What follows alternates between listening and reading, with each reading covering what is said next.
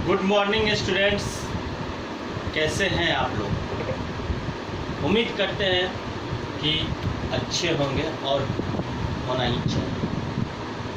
मैं अभिषेक आनंद आप सभी विद्यार्थियों को, बड़े भाइयों को मेरा नमस्कार, आदाब, सत श्री अकाल। माता रानी आपके जीवन में खुशियों का बौछार लाए, इसलिए क्योंकि नवरात्रा का त्यौहार चल रहा है। नवरात्रा का त्यौहार चल रहा है, इसका मतलब होता है कि माता रानी का साया सभी तरफ है। माता रानी से आप लोग विनती करिए कि इस साल बेरोजगारी की धब्बा जो लगी हुई है आप लोग पर, बेरोजगारी की कलंक लगी हुई है आप लोग पर, तो माता रानी दूर करें। मैं अभिषेक आनंद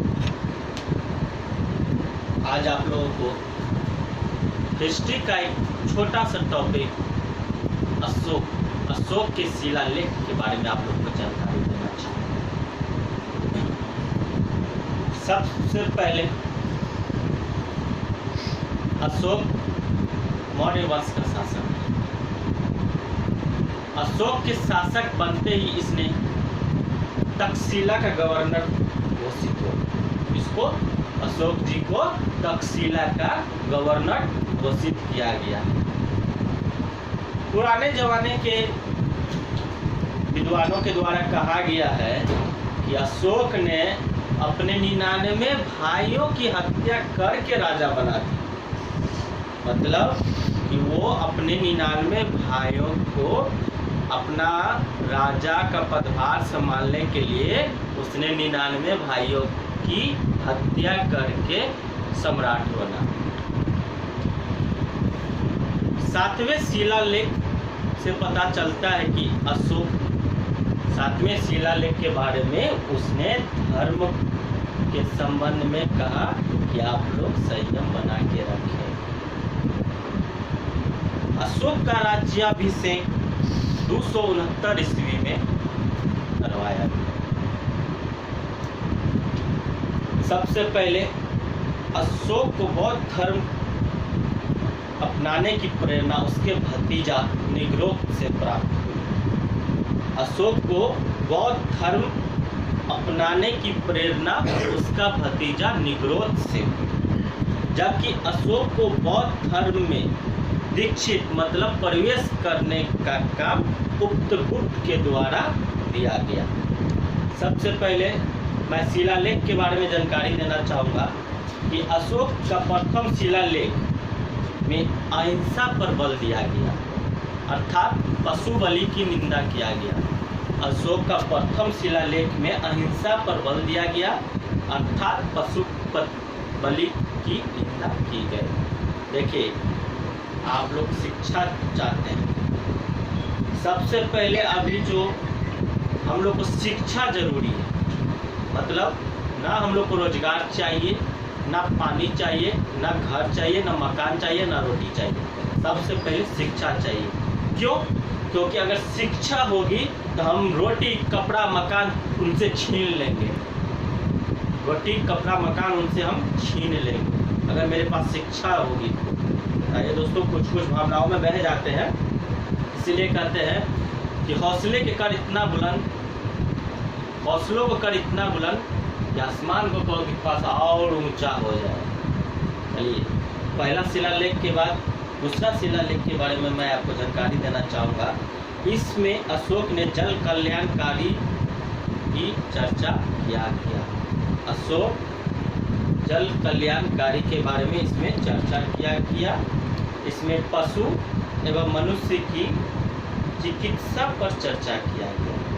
तीसरे शिलालेख में 3 बातें, अशोक ने 3 बातें तीसरे शिलालेख में कहा।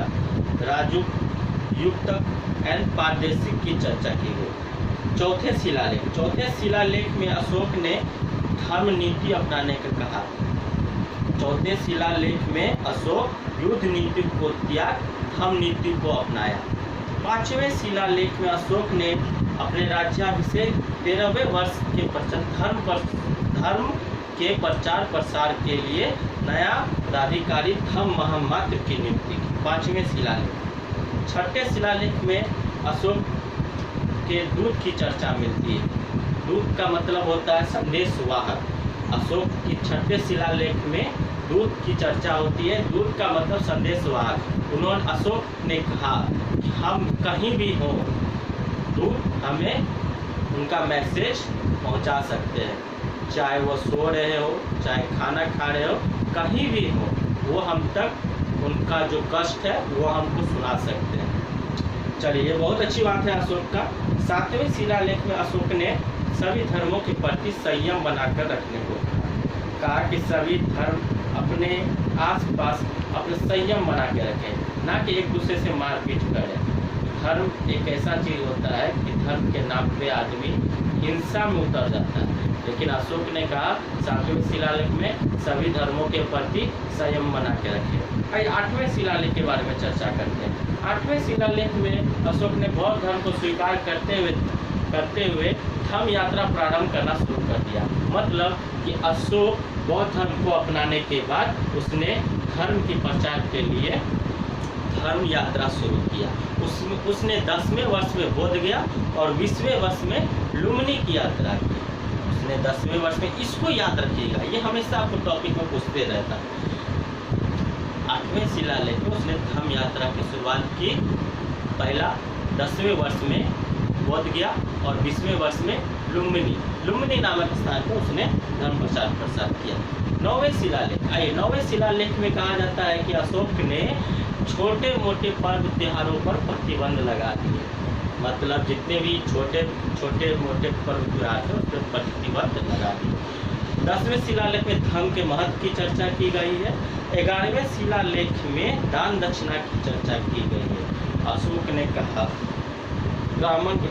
ब्राह्मण दान धर्म की चर्चा किया गया है। 11वें शिलालेख। 12वें शिलालेख में एक इंटरेस्टिंग बात आप लोग को बता दें। 12वें शिलालेख में अशोक ने स्त्री महामात्र की चर्चा है। 12वें शिलालेख में स्त्री महामात्र की चर्चा है, साथ ही कुछ विदेशी राज्य की भी चर्चा किया गया है। 13वें शिलालेख में कहा जाता है कि अशोक के 13वें शिलालेख में कलिंग विजय की चर्चा किया गया, यानी कलिंग युद्ध की चर्चा किया गया। और 14वें शिलालेख में उसके लेखक तेवर की चर्चा किया गया। 14वें शिलालेख में उसके लेखक तेवर की चर्चा किया गया। क्यों? क्योंकि अशोक ने कहा है कि मैंने बहुत सारे जन कल्याणकारी काम किए, लेकिन मेरा लेखक जो है वो बहुत कम शब्दों में उसको दर्शाया है। तो आज की क्लास यही तक है।